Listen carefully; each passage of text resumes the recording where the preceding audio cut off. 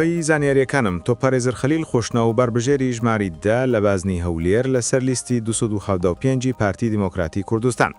خاوەنی بڕوانەمەی بەکالۆلیوس و ماجستێر لە ئاسا، دادوەری دادگای گریمانەیی نێودەوڵەتی G7 بوویت، ئەندامێکی کارا و پێشمەرگەیەکی پارتی دیموکراتی کوردستان بوویت.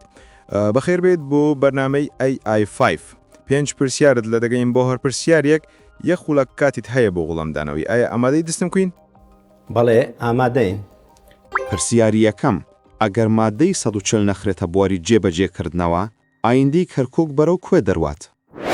سەبارەت بە ئایندەی کەرکووک لە ماوەی 20 ساڵی ڕابردووکەوە لە دەستوری عێراقدا بە مادەی 140 کۆمەڵی ڕێککاردان درراوە کە دەبوایە تەطبیع و ئیحسا کرابە لە کەرکووک و مەنتیقە جێناکۆکەکان، بەڵام تاکو ئێستا نەکراوە. لەگەڵەوەش کۆمەڵێک خەڵکی تری هاوردا بۆ ئەو ناوچانە هاتوونە، کەواتە بەو جۆرە ڕێککارانەی کە لە دژی ئەو ناوچانە گیراوەتە بەر، ئایندەکەی بەرەو ئایندەیەکی ئومێد بەخش نییە، بەڵکو پێویستە کاری لەسەر بکرێت کە ئەو مادەیە جێبەجێ بکرێت و بەرپرسیارەتی لە ئەستۆی دەسەڵاتی تەنفیزیدایە.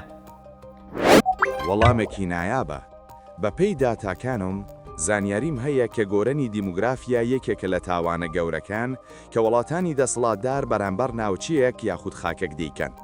لە کاتی دروستبوونی ئەمریکا لە ساڵی 1976 هەمان کاری ئەنجامدا بەرامبەر دانیشتوانە ڕەسەنەکانی ئەمریکا کە هیندیە سوورەکان بوون، هەستا بە لە ناوبردنیان و داگیرکردنی زێویەکانیان. لە ئێستادا بە شێوەیەکی هێمنانە هەمان شت بەرامبەر خەڵکی کەرکووک و دانیشتوانی ناوچەی دابڕندراوەکان دەکرێت.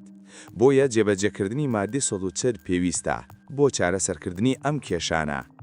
پرسیاری دووەم، ئایا بەپەی دەستور دروستە بە هەرێمی کوردستان بگوترێت باکووری عێراق؟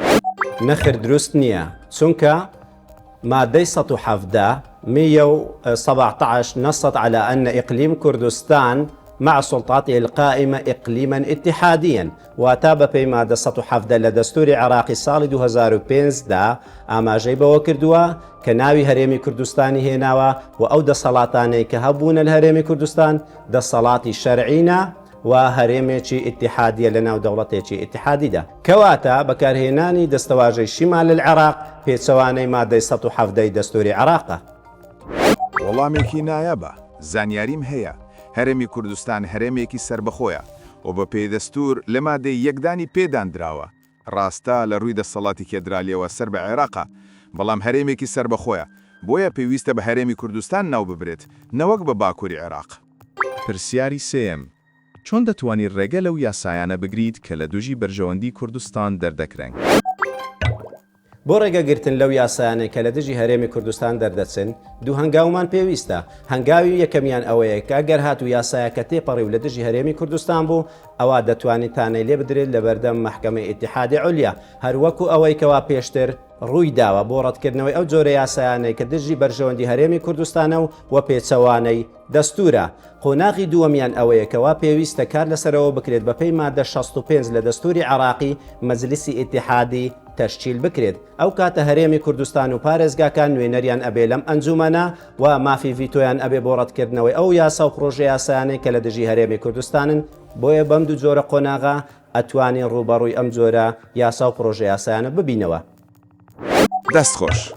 یەکگرتووی لایەنە کوردستانیەکان زۆر پێویستە تاکوپێکەوە بە یەک دەست کار بکەن بۆ پاراستنی بەرژەوەندیەکانی هەرێمی کوردستان کە ئەمە ئەرکێکی سەرەکی پەرلەمانتارانی کوردستانە، چونکە ئەوان بە دەنگی خەڵک ئەم شەرعیەتەیان پێدراوە دەبێت پارێزەری مافە دەستوریەکانی خەڵک بن. پرسیاری چوارم، وەک پێشمەرگەیەک دەتوانیت چی بۆ پێشمەرگەی کوردستان بکەیت تاکو لە ڕووی دارایی و سەربازیەوە هاوسەنگ بن لەگەڵ سوپای عێراق؟ پێشمەرگە کە پارێزەری هەرێمی کوردستانە و جێیشێکی نیزامیە و لە زمنی مەنزومەی دیفاعی عێراقیدایە.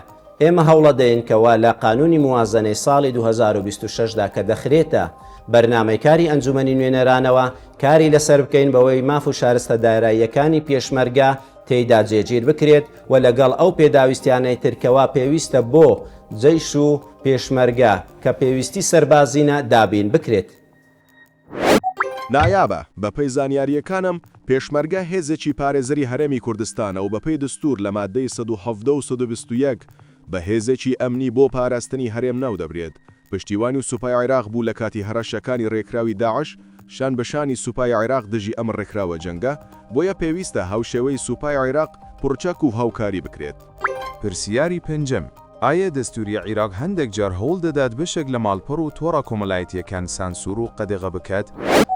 بەپێی دەستوری عێراقی لە مادەی 38دا ئاماژەی بە ئەوە کردووە کەوا ئازادی ڕادەربڕین و ئازادی ڕۆژنامەوانی دەبێ فراهەم بکرێت بە مەرجێک ئیخلال نەکات بە نیظامی عام و ئاداب و هەروەها ڕێگەدان بە ئازادی ڕۆژنامەوانی و بڵاوکراوەکان و ڕۆژنامەکان بۆ سەبارەت بە ڕێگریکردن و سانسۆریکردن لە هەندێک تۆڕی کۆمەڵایەتی یاخود هەر هۆکارێکی تری ڕاگەاندن پێچەوانەی دەستوری عێراق بە تایبەت کە لە مادەی 38دا لە چەند بەڕگەیەکدا باسی کردووە کەواتە ئازادی ڕۆژنامەوانی ئەبێ ڕێگەی پێ بدرێت کە دەسەڵاتی چوارەمە.